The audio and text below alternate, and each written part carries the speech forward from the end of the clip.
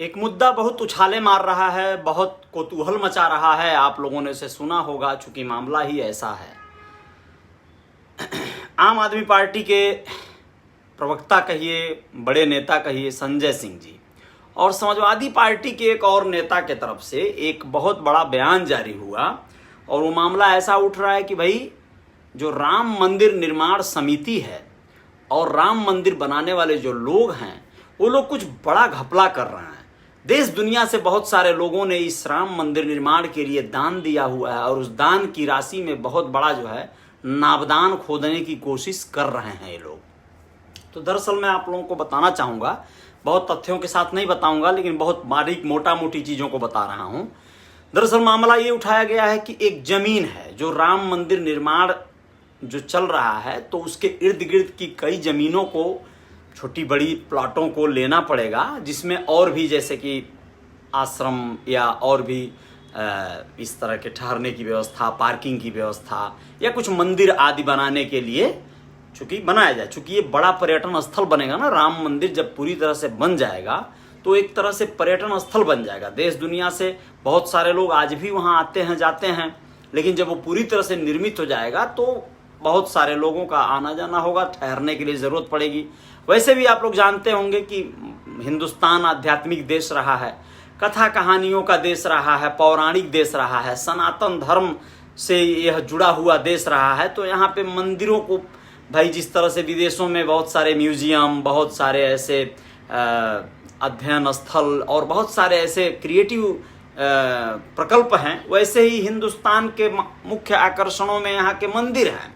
बहुत सारे मंदिर हैं जो बहुत प्राचीन मंदिर हैं, बहुत उनकी शोभा है, पुराने ज़माने के रजवाड़ों के द्वारा बनवाए गए हैं और उनकी मान्यताएं भी बहुत हैं, आस्था का प्रतीक हैं, है ना। आप लोग जानते हैं ऐसे बहुत सारे मंदिर हैं, अमरनाथ वगैरह हो गए, वैष्णो देवी माता मंदिर या बालाजी मंदिर, है ना, साउथ का, और ऐसे तमाम मंदिर हैं।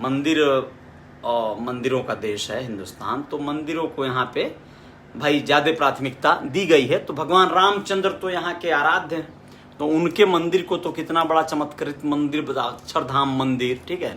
तो ये सारी चीज़ें हैं, लेकिन अभी आप लोगों को ये मूल मुद्दे पे आते हैं कि उस मंदिर में अधिग्रहित एक जमीन को लिया गया था। उसमें हुआ क्या कि आरोप ये है, पहले बता दें, आरोप ये है कि भाई एक जमीन है जो 2 करोड़ रुपए की है, उसे जिस डेट में जिसका वो जमीन था उससे 2 करोड़ में रजिस्ट्री कराया किसी ने, जो लोग 10 साल पहले एग्रीमेंट कराए थे उस महिला से, तो 2 करोड़ में रजिस्ट्री कराए और रजिस्ट्री कराने के 10 मिनट बाद मंदिर न्यास को, ट्रस्ट को उन लोगों ने रजिस्ट्री कर दिया। तो वो लोग जो रजिस्ट्री किए उसमें डिफरेंस देखिएगा, 2 करोड़ में वो लोग खरीदे जमीन को और 18 साढ़े 18 करोड़ में बेचे। अब आप समझ गए मेरी बात कि मतलब 16.5 करोड़ का घपला हो गया है, ऐसा आरोप है। एक्चुअली हुआ क्या है कि ये दोनों दलाल हैं। दलाल मतलब क्या, जिसको आप लोग एजेंट कहते हैं। रियल एस्टेट का आजकल दौर चल रहा है। खाली अयोध्या क्यों, पूरे देश में चल रहा है। बड़े बड़ी कंपनियां डाल के लोग जो है इस पे काम कर रहे हैं। गोरखपुर में, बनारस में प्लॉटिंग करने वाले लोगों की बाढ़ आ गई है। ऐसे में करते क्या है लोग, बहुत सारे काश्तकारों से एग्रीमेंट करा लेते हैं, ठीक है ना। एग्रीमेंट करा के रख लेते हैं कि भैया हम आपसे ये लीजिए, आप 50,000 एडवांस, और हम आपकी जमीन को एक तय हो जाता है अमाउंट कि हम आपकी जमीन को 1 करोड़ में मान लीजिए खरीदेंगे। जब हम जितना में भी बेच दें, आपकी जमीन को हम लोग 1 करोड़ में खरीदेंगे। उसका एक समय भी निर्धारित कर देते हैं लोग, कई बार 1 साल में, 6 महीने में हम आपसे ले लेंगे, 1 करोड़ आपको इसका देंगे, हम एडवांस ले लीजिए। तो वह पार्टी अगर एग्री करता है तो ले लेता है, एडवांस लेके अपना काम चलाता है। जमीन को वो लोग लगते हैं कस्टमर खोजने। तो यहां पर यही दिखाया जाएगा, देखिएगा आप लोग, ये मामला कुछ खास नहीं पकड़ पाएगा तुल। जांच पड़ताल होगा, ये होगा, वो होगा, दुनिया भर की बातें हो रही हैं, कुछ नहीं होगा। दरअसल होगा क्या, ये बहुत सीधा मामला है।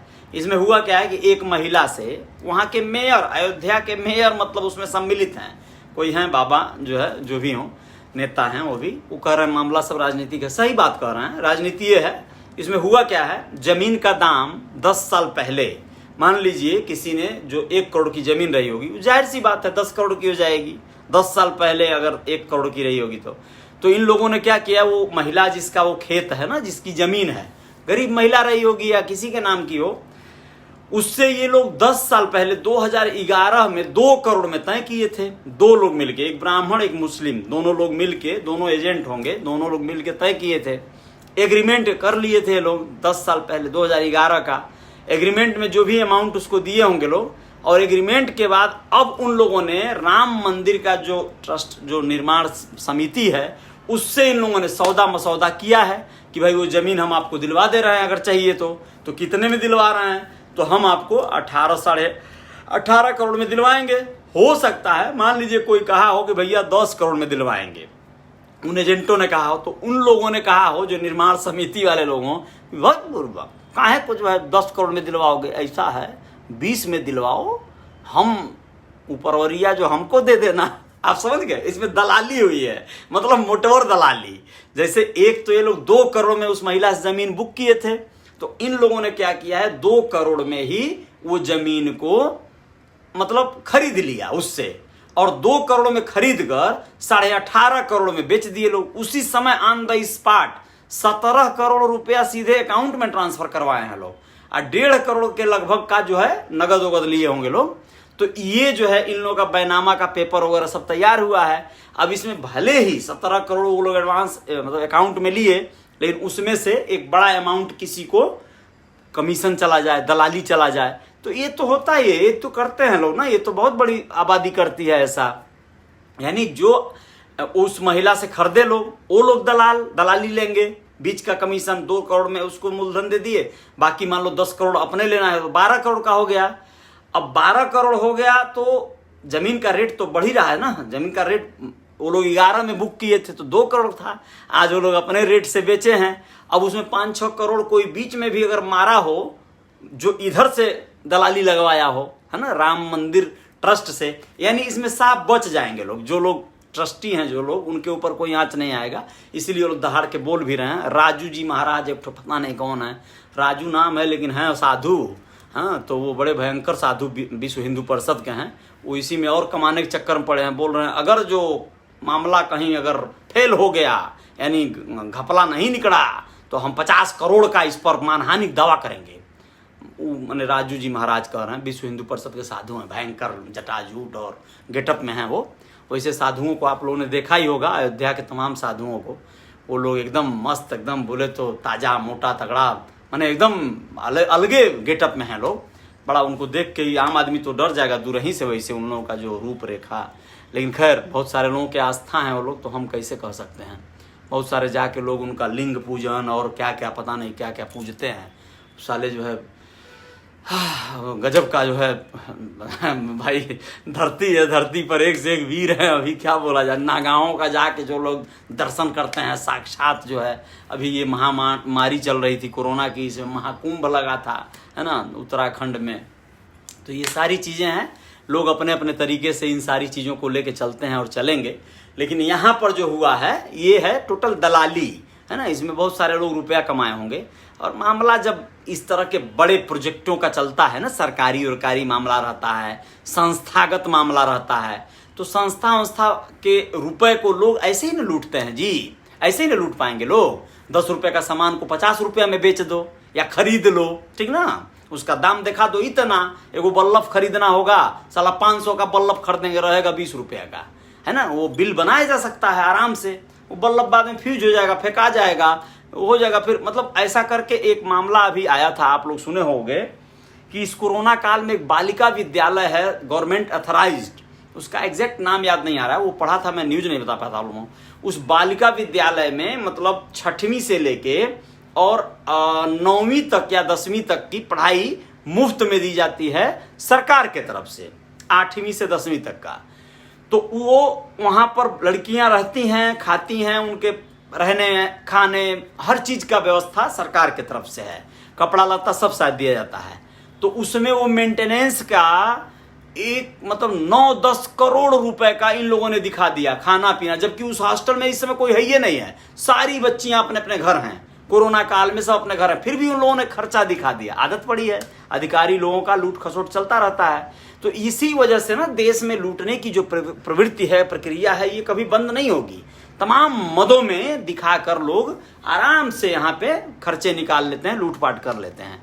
तो ये रहा राम मंदिर का मामला, ये ठंडे बस्ते में चला जाएगा, आराम से रास्ते निकल जाएंगे। इसमें तमाम मीडिया वाले उछल कूद मचा रहे हैं, लेकिन ये कोई बड़ी बात नहीं है। ये तो अभी शुरुआत है। राम मंदिर निर्माण होते होते 100-200 करोड़ जब तक कोई न बना ले, ऐसे लोग न बना ले जो उससे जुड़े हुए हैं लोग हैं, तो क्या बहुत बड़ा कोई काम नहीं होगा, वो मज़ा नहीं आएगा, उसमें बड़ा बाजी मारेंगे लोग मारने वाले।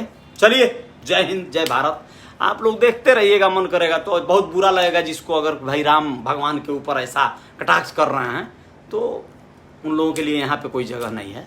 राम भगवान हो या चाहे हनुमान हो, चाहे कोई महान हो, यहाँ पर जो दिमाग में नहीं बैठा वो दिमाग से आउट हो जाएगा।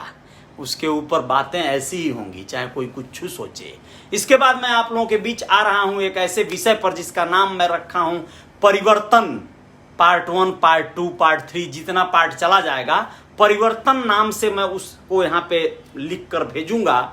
आप लोग उससे जरूर सुनिएगा। हम लोग असल में किस विधा में जी रहे हैं और किस विधा में आने वाली पीढ़ियों को जिलाना पड़ेगा, उसी पे बात करूंगा। ये मेरे मन का अपना फितूर है, अपनी भड़ास है। टाइम है, 10 मिनट खर्च कर ले रहा हूँ, बाकी उसके बाद लिखने उखने बैठ जाऊंगा तो कोई बातें नहीं है। बाकी बहुत सारे लोग हैं परेशान होंगे, सोच रहे होंगे भाई हेन देन दुनिया भर का, वो सोचने से कुछ नहीं होगा। अपना जय जयकार जारी रहेगा। जय हिंद, जय भारत।